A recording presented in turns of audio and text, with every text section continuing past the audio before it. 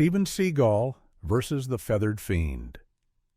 It was a bright sunny afternoon, and Steven Seagal was feeling particularly zen. Dressed in his black kimono and tinted sunglasses, he strolled along Venice Beach.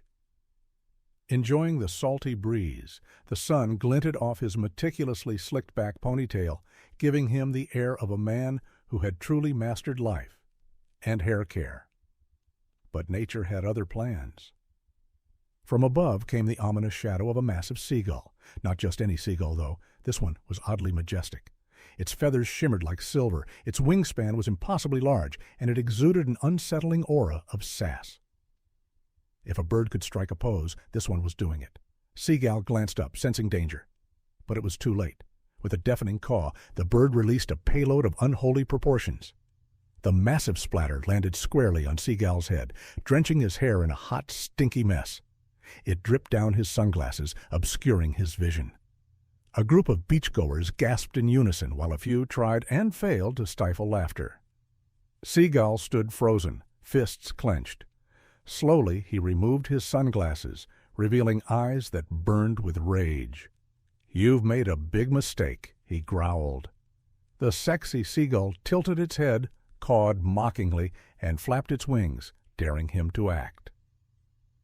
The battle begins. Steven Seagal sprang into action, his black kimono billowing dramatically as he charged toward the bird. The gull swooped low, taunting him with graceful aerial maneuvers. "You think you're special because you're big and shiny?" Seagal yelled, dodging a low flyby. "You've just signed your death warrant, bird." The gull landed on a lifeguard tower, preening itself as if to mock him further.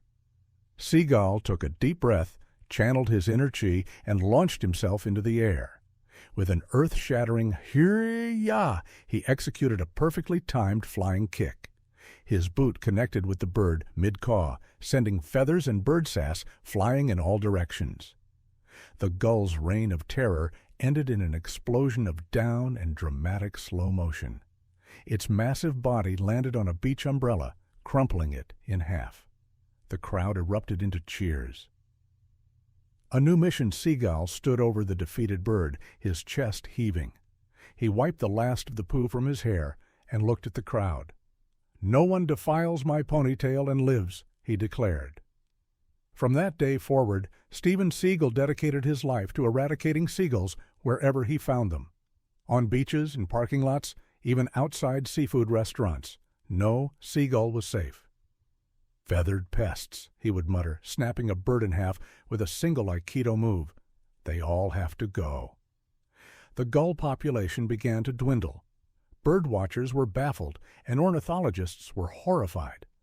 But Seagal pressed on, a one-man army against the feathered menace. The legacy?